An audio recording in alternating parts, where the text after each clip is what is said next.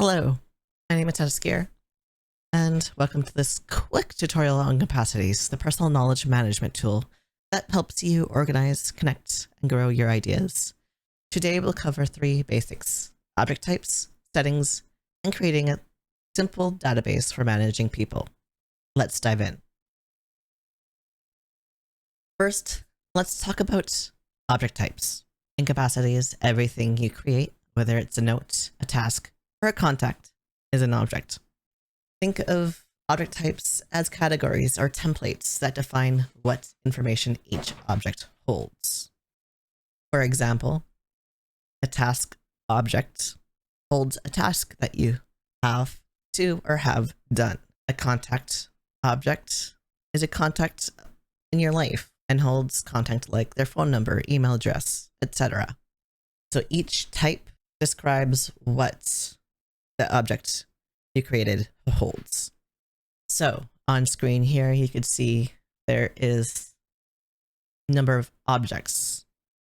Each of these objects right here is just a label of their type. There's a label of an image. It holds all the images I have on this space. For this purposes, it is just a tutorial space, so I do not have a lot of information on it right now. So we have the one image. We have the multiple tags I created, including a mistype of acquaintance. So if I don't want that, I can just click on the three dots and click delete. Or I can just click into the tag and update its spelling. And then in our book object, we have the book in this case that I have created. And within, you could see the properties I have set up. It's the author, the rating I gave it, who it's recommended by, me, the type of book it is. As you saw, like I had book. It could be a print book or an ebook. You could select, or you could just select it as a book. It depends on how you want it to label out. If you want it just to show exactly like the type of book it is, so you don't have a book under a book that is a book. It just depends on how you want to organize your information. And then within this object, we have the title, and then we have the content. The content in this case is the meat of your notes. So it's like at this point, this is kind of just a very brief synopsis of what the book is about. If I wanted to, I could go into the object settings and see what all the objects properties are. So we have the notes, which is the block that we were just in. But say I want to create a new block that's specifically just for the synopsis. So I create the new block.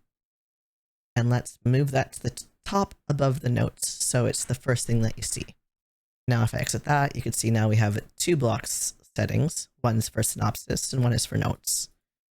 I could just drag this note,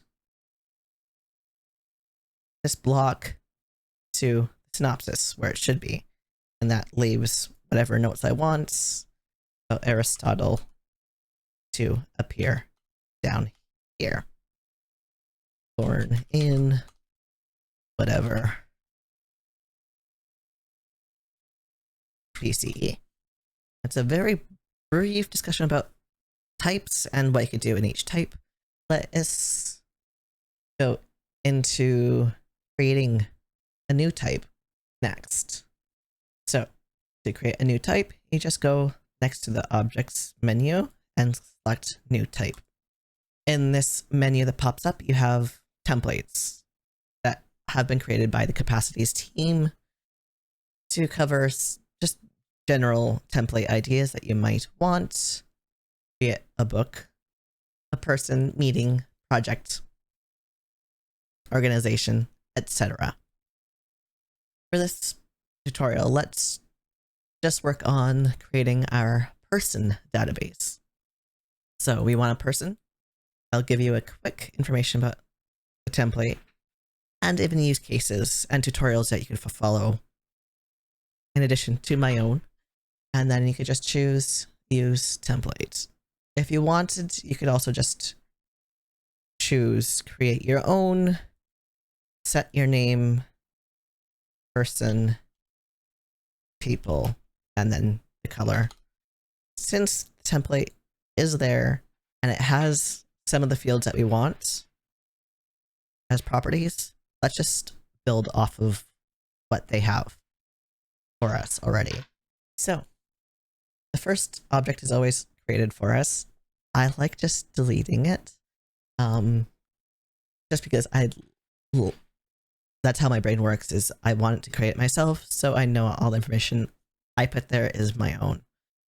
But let's take a look at the settings.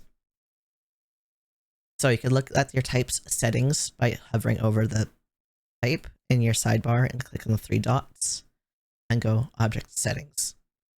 Here, if you don't like the color that they chose for the objects, you could change the color to what you want. Teal is a favorite color of mine, as you might have guessed.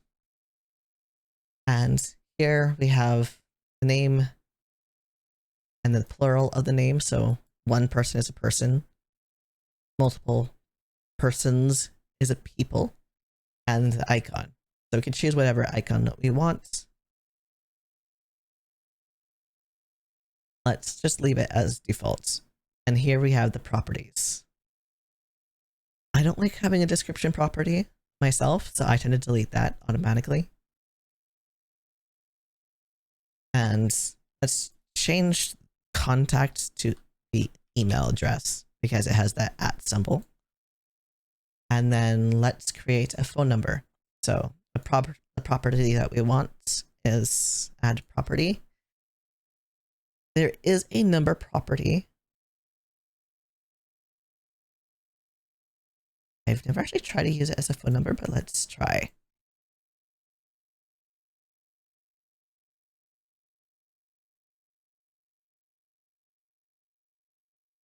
And we have the picture for the person's picture that you want. And I like organizing my tags a bit better in such databases, so I tend to delete the default tags.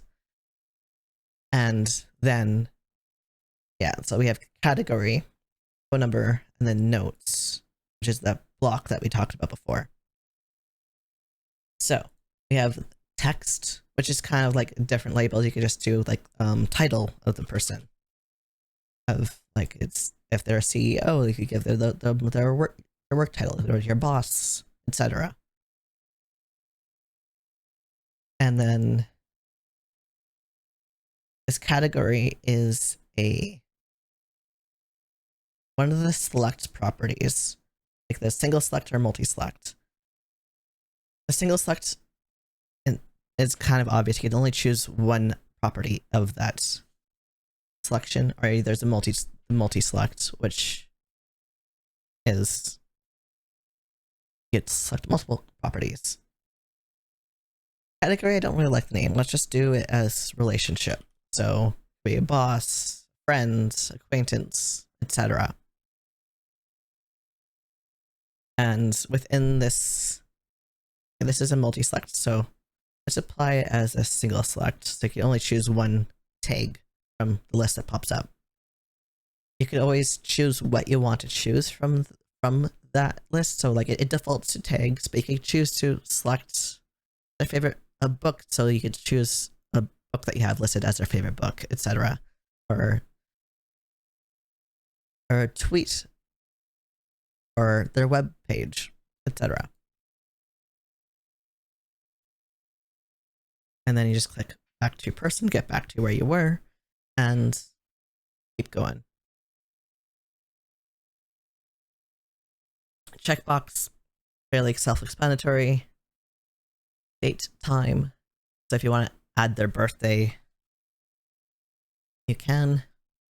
The visibility allows you to hide when it's empty or hide it entirely. In this case, I tend to hide things that aren't available for everyone I include in a database. So I don't necessarily know everyone's birthday of people I meet, so I'll only want it shown for people I know. And it'll show if it's filled. And then you can just set settings for the dates. So we don't necessarily ever know the time unless it's your own child's time of birth. Range, again, a person isn't born within a range of multiple days unless their mother goes into labor right at midnight. They can start on one day, but it's still considered the day after if born the day after if they're born after midnight, so disallowed.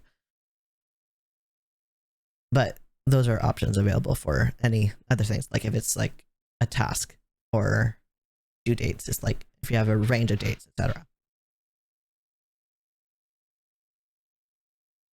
And then whenever you add a date to a object, a date property to an object, you have an option for it to show up on your calendar settings.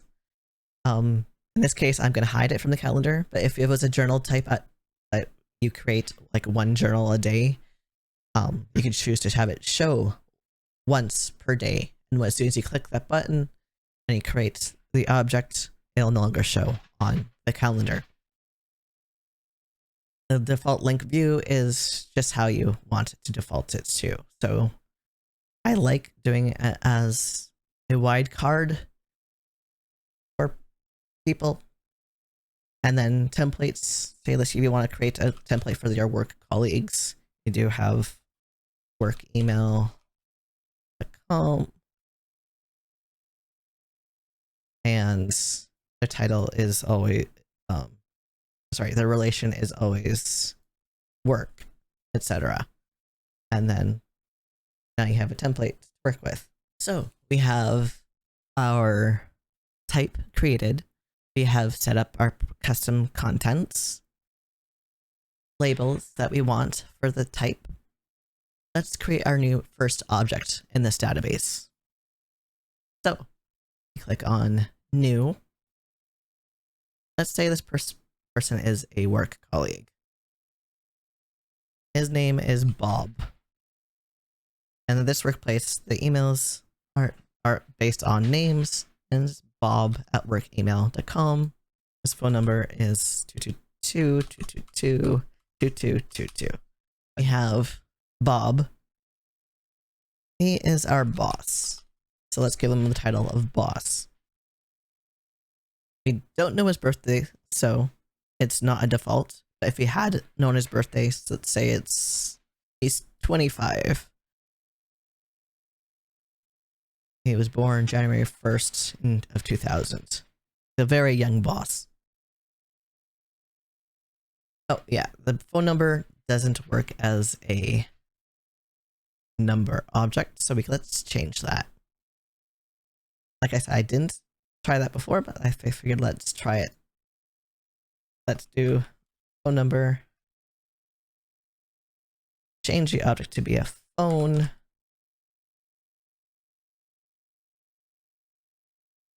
And let's replace this, delete, and then enter this number again. Okay. So we've filled out all the properties that we want. Say if we wanted decided that we wanted to add the favorite book. We just do single select, save book. I can type. I can do hide when empty if you don't know a person's favorite book, and then choose link type to be a book. Save, and then click favorite book, Sophie's World. Voila. Oh, and we need an image, so we just do. Let's see what comes up when you search Bob. There. We have a photo of Bob as our first contact in our objects people database. Next, we want to create sister. Well, our sister's name is named Sister. So then our relationship is family. Or if you want, you could do sibling. Of course, this is a single select, so we can only select one, but we can change that directly from in here by going to your object settings, going to your relation tag, and then changing it to multi-select. Apply changes. Now you can do sibling and family. You don't necessarily have a title, so that could have been hidden, but in this case, let's just leave it. Their number is 231-1234. And their email is sis@nunya.com.